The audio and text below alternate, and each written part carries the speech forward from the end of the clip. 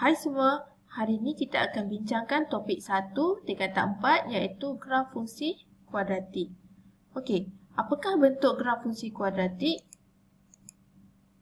Bagi graf fx, graf fungsi fx, ax kuasa 2 tambah bx tambah c, hanya terdapat dua bentuk graf iaitu senyum ataupun masam. Nilai A akan menentukan bentuk graf. Jadi bentuk graf yang melengkung bagi fungsi kuadratik digelar sebagai parabola. Okey, apakah titik maksimum dan titik minimum bagi suatu graf fungsi? Setiap lakaran graf fungsi kuadratik akan mempunyai nilai koordinat y yang tertinggi atau terendah berdasarkan bentuk lakaran. Bagi lakaran graf fungsi dengan keadaan A kurang daripada sifar, iaitu berbentuk masam, ialah nilai tertinggi bagi koordinat y dan x ialah nilai yang sepadan dengan y. Maka titik x dan y ini dikenali sebagai titik maksimum. Okey, bagi lakaran graf fungsi kuadratik dengan keadaan A lebih besar daripada sifar berbentuk senyum, y ialah nilai terendah bagi koordinat y dan x adalah nilai yang sepadan dengan y. Titik x dan y dikenali sebagai titik minimum. Jadi ini titik minimum dan ini pula titik maksimum. Apakah paksi simetri bagi suatu graf fungsi?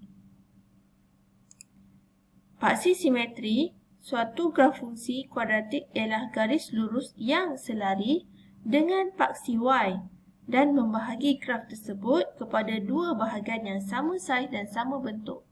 Jadi paksi simetri ini adalah yang tengah-tengah yang akan memotong titik maksimum atau titik minimum. Paksi simetri akan melalui titik maksimum atau titik minimum graf fungsi seperti dalam rajah yang diberikan. Okey, kita akan lihat apakah kesan perubahan nilai A, B dan C terhadap graf fungsi. Mari kita mulakan dengan nilai A terhadap graf fungsi. Okey, nilai A akan menentukan bentuk graf iaitu sama ada senyum ataupun masam. Okey, kita dah tengokkan tadi. Cuma kita akan lihat dengan lebih mendalam bagaimana jika nilai dia kecil atau besar. Contohnya, di sini dikata semakin kecil nilai A, semakin lebar lengkuk graf fungsi kuadratik dan sebaliknya. Saya beri contoh, garis yang berwarna hijau ini adalah A bernilai 1. Manakala garis yang berwarna purple ini adalah A sama dengan 5. Bermakna A akan mempunyai A sama dengan 1 akan membentuk bentuk yang lebih lebar berbanding A sama dengan 5. Okey.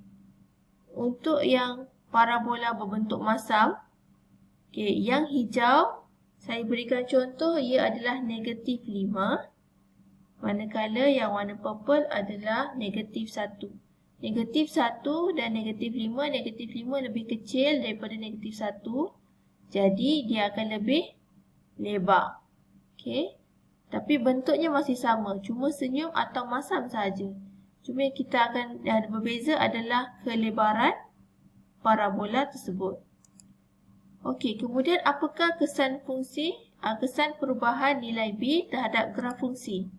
Okey, nilai B ni akan menentukan kedudukan paksi simetri. Okey, kita lihat kat sini ada 3 keadaan mana B lebih besar daripada sifar, B kurang daripada sifar dan B sama dengan sifar. Saya mulakan dengan B sama dengan sifar dulu kerana lebih mudah untuk kita ingat. Kerana apabila B sama dengan sifar, paksi simetri dia adalah pada paksi Y. Jadi dia akan potong titik maksimum dan titik minimum akan berada dekat paksi Y apabila B sama dengan sifar. Okey. Bila B lebih besar daripada sifar atau kurang daripada sifar, kita lihat bentuk yang parabola berbentuk senyum ni. Bila bentuk senyum, bila B lebih besar daripada sifar, dia akan berada di kiri graf. Bahagian kiri. Dan bila B kurang daripada 0, dia akan berada di tempat sebaliknya, iaitu di kanan. Okey, kiri, kanan. Okay, kita lihat pula bila parabola berbentuk masam, B lebih besar daripada 0, paksi simetrinya akan berada di kanan. Okey. Dan sebaliknya bila B kurang daripada 0 berada di kiri. Dan kalau kita lihat di antara masam dengan senyum ni pun dia akan bertentangan. Jadi tips saya adalah anda hafal ataupun anda fahamkan untuk satu bahagian sahaja. Maksudnya kalau anda nak ingat untuk senyum, ingat senyum sahaja.